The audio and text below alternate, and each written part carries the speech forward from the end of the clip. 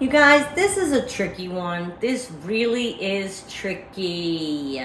And the quote that this title is, if I made her life heck, I try not to swear on this channel. I don't swear on this channel. Why'd she stay with me? That's the line. And it was in White Lotus recently. I was watching that. And see, it just struck me with this whole video. Our narcissist, our staying makes the narcissist think they've not done anything that bad. That's what our staying tells them. That's what our staying tells them. In this scene where this quote was said between two greats on White Lotus, Michael Imperioli gets told this from his father, played by F. Murray Abraham. The son is mystified that the father is delusional, thinking his wife never knew his errant behavior. He's convinced himself that because she didn't leave him, she was perfectly happy, perfectly fine, and wasn't aware of his cheating. The son is trying to tell him that she did indeed know, everyone knew, and that you're delusional, Dad, into thinking otherwise. He's trying to tell his dad that his mom died a bitter woman. The narcissists refuse to believe this. They think as long as you stay, you're happy. If you were that miserable, you'd leave. No matter what the son says, the father just comes back with this question. Well, if it was so bad, why didn't she leave? That's his outlook. That's his outlook. His opinion is to see himself as not having been that bad because she didn't leave. That how he behaved wasn't that bad, that it was discreet and it wasn't hurting anybody. It didn't hurt your mother. She would have left me if she were hurt. Oh my God, this stunned me. It's a great scene. Let's discuss. Just because someone stays does not mean they aren't miserable. And you guys all know that. You guys know that. This scene demonstrates it perfectly. The son goes on to guess that perhaps the mother didn't know any better, because he says, well, why didn't she leave? And the son's like, I don't know. She didn't know any better. She was a martyr. He goes, I don't know. But he admits, I have no idea why she stayed. As many of us have no idea why. And the mother, they were married. I think the characters were married 53 years until her death. It's an Italian person. Think this through. There are a million reasons people stay. In this fictional example, again, they were Sicilian, married 53 years. No one's leaving that. The lady was not leaving. There was no way she was going to leave that. But again, that doesn't mean everything wasn't completely wrong for her in her life. But the dad's deluded. And he continues with how she loved him. And I loved your mother, and your mother loved me. And with a smug grin like you're not going to tell him any different. And it's demonstrated brilliantly, of course, as Abraham is a master at his craft. But it demonstrates brilliantly that these types of people do not ever feel guilt or shame.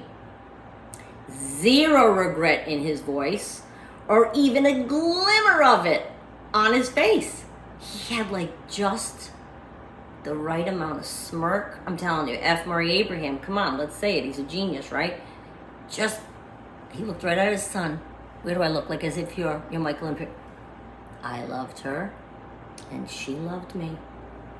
Glib as the sky is high. And he really will go to his grave believing that. Because narcissists don't believe they do anything wrong.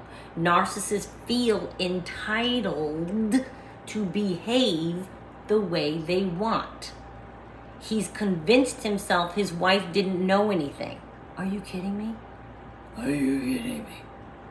It's really quite a scene, and I maintain, she loved me, I loved her. I I maintain that if you loved someone, you wouldn't treat them that way. Do this behind their back.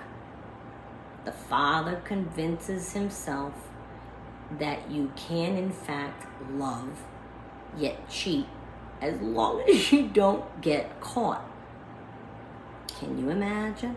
And that's what he taught his son is proper about love. I made a video once a couple of years ago about what happens to the kids of these narcissists. What do they learn about love? What do they learn? How do they learn to behave in the world when they see their father doing this to their mother? Do they repeat the behavior? Do they go the opposite way and not do it? I guess it depends on the child and the strength of the mother and what they want for themselves, and if they seek therapy. There's a lot of factors.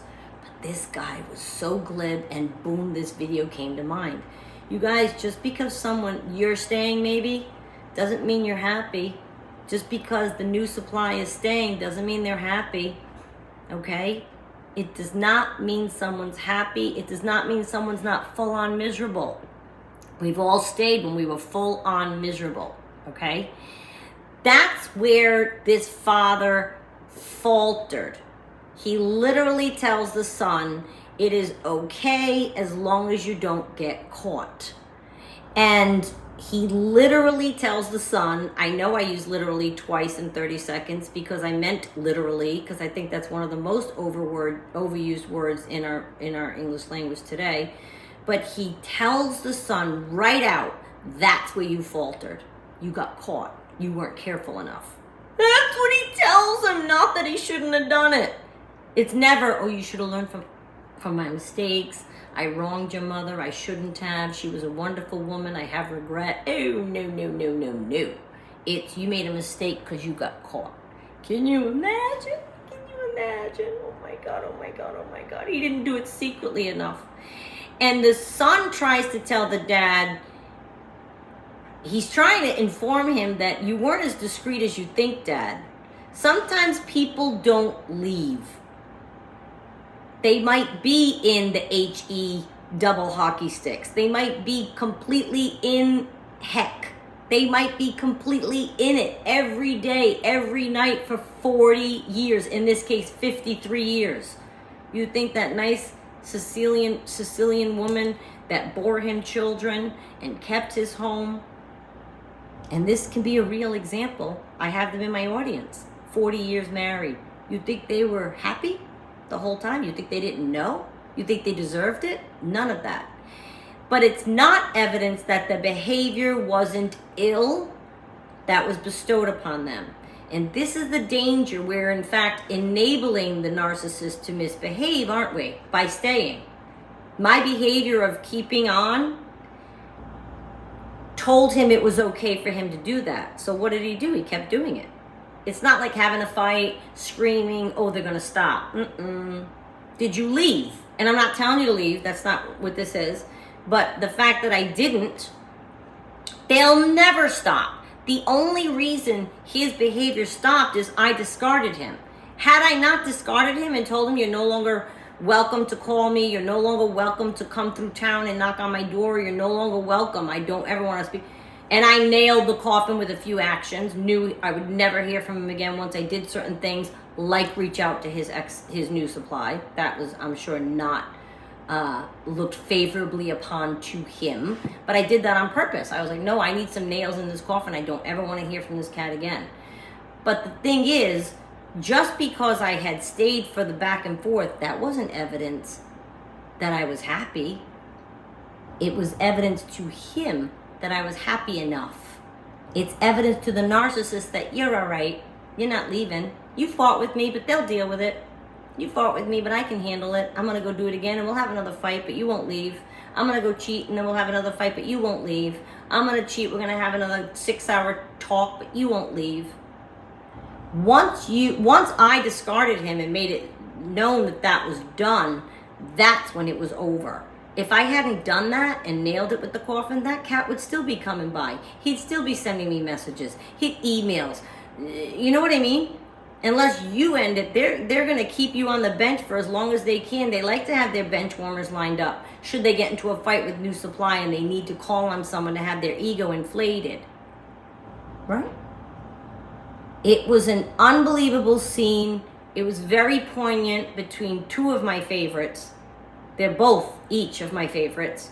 And I'm not even saying Michael Imperioli from Sopranos. I've liked him way back to the first Bad Boys. I love Michael Imperioli. So to have them play off each other, both, in my opinion, are playing narcissists if they've treated their wives this way. And he's actually trying to say to his dad, don't you see? The father, nothing on the face of Abraham. You got to see F. Murray Abraham's face when he says, I loved her and she loved me. And that's what he will tell himself for the rest of his days. Even being told his wife died a bitter woman. Doesn't care. He was entitled to behave that way. He feels he wasn't caught. And he's telling his son the mistake is that he was caught. You guys, the enabling of a narcissist starts with us. Again, not telling you to leave. But by staying, we are 100% telling them their behavior is okay. And I've had people say, no, he knows it's not right. I screamed, I hollered, I set down rules, I set down parameters. How's parameters going to work? How are parameters going to work with the narcissist? You're going to tell them what? They can't go out. You're going to look at their phone. They can't do that again. You guys, these are narcissists. They're grandiose. They're entitled to behave any way they want. And the second that you ease up, they're going to do it again. I just wanted to bring this up. It was a brilliant scene, and it really punctuated the essence of why a narcissist continues to behave the way that they do. They don't think there's anything wrong, and they're not getting caught. Or even if that wife might have been like a quiet person, I'm saying if the father says she never knew, then my guess is she was a quiet conformist who never brought it up. We know, but she stayed. So that made him think everything was okay. Keep an eye on your own life, you guys. What message do you want to send? Thank you for watching. I'll see you next time.